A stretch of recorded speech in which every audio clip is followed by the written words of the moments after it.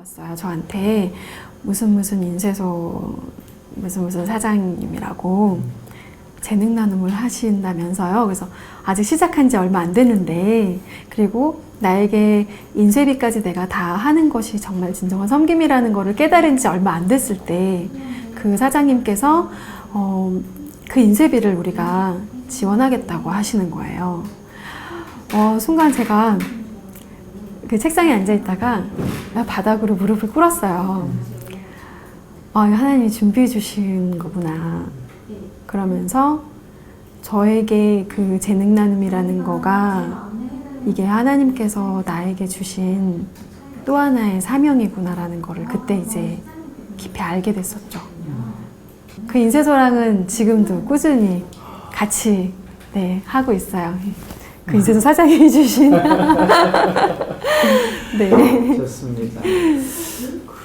사실 이제 생각은 아니어도 마음은 즐거워도 힘들잖아요.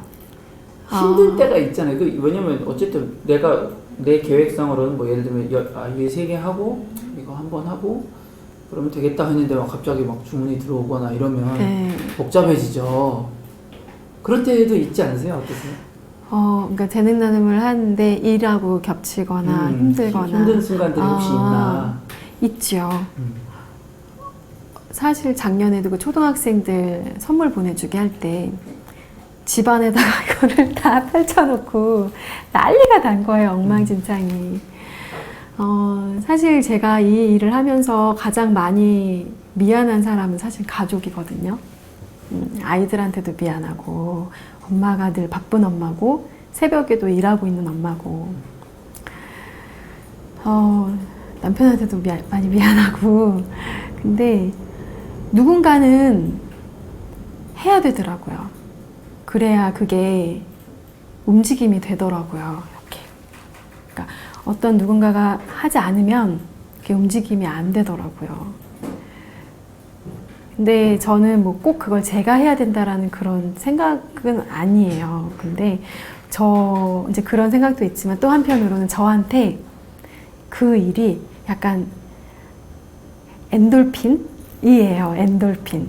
그래서 일도 힘들어요. 일하는 것도 힘들고, 이제 저희가 일이 좀 많은 편이다 보니까 힘들긴 하지만, 그렇게 작은 교회를 도울 수 있고, 막 상상을 하면서, 어떠실까? 기분이 어떠실까? 얼마나 행복하실까? 막 이런 생각하면서 그 이벤트를 생각하면 잠깐 일을 접어두고 그 이벤트를 올려야 돼요. 그러고 나면 뭔가 막 이렇게 엔돌핀이 생겨요. 그러니까 그게 그런 거를 해본 사람이 누릴 수 있는 약간 복인 것 같아요. 그러니까 안 해본 사람은 그게 얼마나 큰 기쁨이 있는지 잘 모를 거예요. 저도 이제 이번에 우리 지하 1층 교회 이제 발표가 나면 저희 직원들한테 전화를 하라 그랬어요. 굉장히 특권이에요. 저한테는.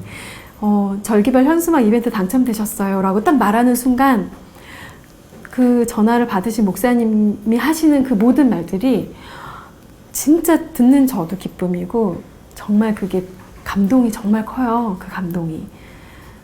그래서 사실 뭐 지금 이제 물어보신 힘들지 않느냐라는 질문에는 일이 많아서 힘든 거죠. 사실 이거 나눔하는 것 때문에 힘들지는 않죠. 그래서 이제는 남편도 되게 많이 도와주려고 하고, 실제로 재작년인가요? 달력 50개 교회 무료로 보내드리는 이벤트 했을 때는 저희가 이제 사연을 받았어요. 근데 정말 사실 그 사연을 받는 것 자체가 저는 죄송해요. 왜냐하면 제가 뭐라고 그분들의 사연을 구구절절 제가 사연을 저한테 얘기하게 하며 그걸 쓰게 하며 그 목사님들께서 힘드신데 그거를 또 거기다가 쓰시는 게 나중에 제가 죄송해지더라고요. 사실 요즘엔 저희가 이제 사연 같은 거 안 쓰고 바로 제비뽑기로 선정하거나 이렇게 하고 있는데 그때는 이제 사연을 받아서 했었어요. 근데 이제 저는 제가 느끼는 그 개척교회에 대한 작은 교회에 대한 그 마음을 다른 사람도 같이 느꼈으면 좋겠다라는 생각이 들어서 실제로 제가 이제 저희 남편한테 여보가 좀 이렇게 뽑아줘. 내가 도저히 못 뽑겠어. 뽑아줘 이랬는데 남편이 그걸 읽더니 내가 좀 지원할게 더. 내가 좀 더 지원할 테니까 더 뽑자. 막 이런 얘기를 하더라고요. 그러니까 정말로 이거는 안 해본 사람은 모르는 기쁨이에요. 해본 사람만이 누리는 기쁨. 사실 디자인은 제가 사모님이 되고 싶어서 몇 가지 배워놓은 것들이 있었어요. 그때 이제 디자인 공부도 좀 해놔야 된다고 생각이 들어가지고 대학교를 졸업을 못했거든요. 이제 재정적인 좀 어려움이 있어서. 그래서 사실은 이제 사모님이 되기 위해서 배운 것도 있지만 취업을 위해서 디자인 학원을 다녔어요. 우석 디자인 학원이라고 8개월 정도를 다니고 그게 이제 저희 디자인 학력의 단데 결혼을 하고 3년 정도 되었을 때 저희 남편이 좀 아팠어요. 그 뇌종양이라는 병명으로 큰 수술을 했어요. 그래서 한 1년여 동안 일을 못하고 집에서 이제 쉬어야 됐을 때 그때 아이가 8개월 되었었고 그러니까 제가 뭔가 일을 해야 되는 그런 상황이 됐었는데 아이도 보고 남편도 보면서 할 수 있는 일이 없더라고요. 새벽에 할 수 있는 일밖에는. 그래서 하게 된 일이 사실은 디자인이었는데 저는 디자인을 그래서 디자인 해야 되겠다 이래서 디자인 한 것도 아니었어요.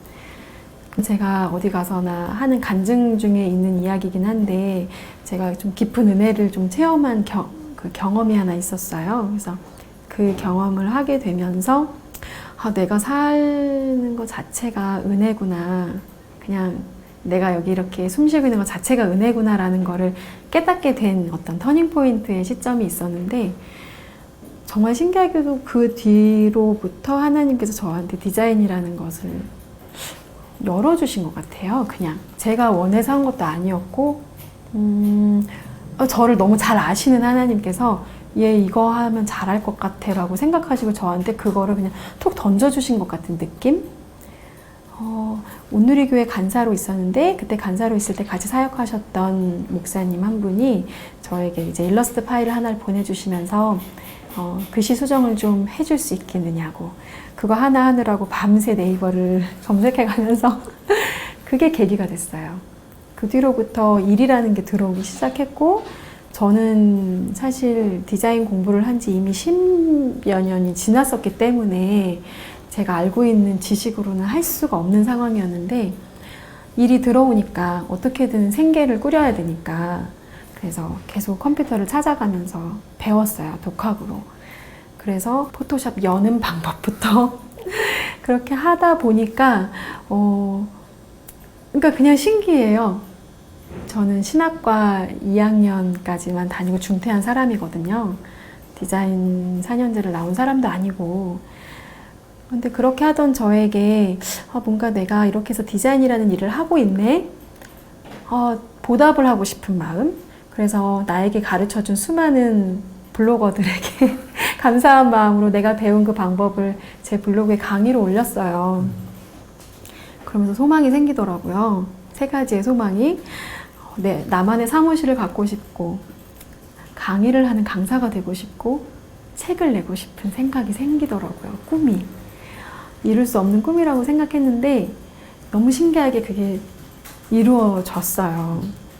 지금 생각하면 하나님 은혜라고밖에 말할 수 없고 그 시점이 정말 제가 하나님께서 나에게 주신 이 모든 삶이 그냥 은혜구나. 내가 숨 쉬는 거, 내 10손가락, 10발가락이 있는 거 자체도 은혜구나. 이게 내가 거저 진짜 받은 거구나라는 걸 깨달았던 그 순간부터 이루어진 일이기 때문에 사실 그렇게 지금까지 이렇게 왔어요.